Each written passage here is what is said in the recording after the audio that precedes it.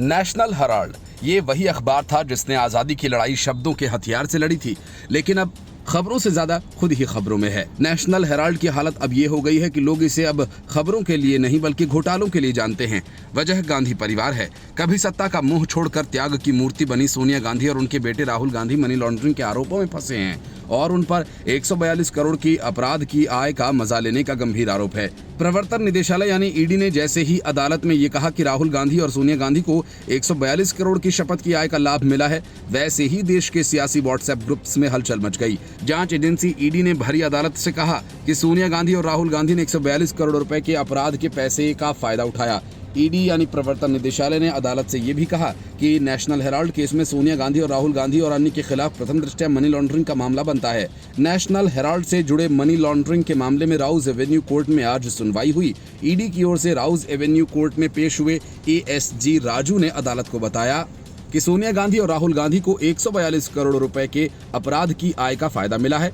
उन्होंने कहा कि नेशनल हेराल्ड अखबार से जुड़ी संपत्तियां नवंबर 2023 में कुर्क की गई थीं और तब तक आरोपी राहुल गांधी और सोनिया गांधी अपराध की आय का आनंद ले रहे थे। एएसजी राजू ने कहा कि अपराध की आय में न केवल अनुसूचित अपराध से प्राप्त संपत्तियां शामिल हैं बल्कि कोई भी अन्य आपराधिक गतिविधि भी शामिल है जो अपराध की आय से जुड़ी हो।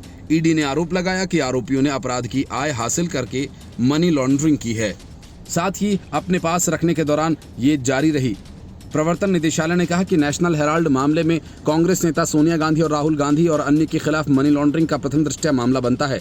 ईडी ने यह बात विशेष न्यायाधीश विशाल गोगने के समक्ष उस समय कही जब मामले का संज्ञान लेने या न लेने को लेकर शुरुआती दलीलें दी जा रही थीं।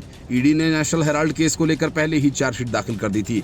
अब इस मामले की सुनवाई हो रही है। ईडी की चार्जशीट दाखिल होने के बाद राउज एवेन्यू कोर्ट ने सोनिया गांधी, राहुल गांधी, सैम पित्रोदा समेत अन्य आरोपियों को नोटिस जारी किया था। कोर्ट ने कहा था कि चार्जशीट पर संज्ञान लेने से पहले आरोपियों के पक्ष को सुनने का अधिकार को छीना नहीं जा सकता। अभिषेक मनु सिंघवी ने मामले की सुनवाई जुलाई तक टालने की मांग की। उन्होंने कोर्ट से कहा कि उनको हाल ही में चार्जशीट की कॉपी मिली जिसको पढ़ने में समय लगेगा। ईडी की तरफ से एसवी राजू ने सुनवाई टालने की मांग का विरोध करते हुए कहा कि पिछली सुनवाई पर ही चार्जशीट की कॉपी दी गई थी और उसके बाद आज सुनवाई के लिए केस लगा था। उस समय किसी भी तरह की आपत्ति नहीं जताई गई थी, लेकिन अब सुनवाई टालने की मांग की जा रही है। हम आज ही सुनवाई के लिए तैयार हैं, कोर्ट ने ईडी से कहा। ईडी ने कोर्ट से कहा कि यंग इंडिया कंपनी का स्वामित्व हमेशा सोनिया गांधी और राहुल गांधी के पास रहा है।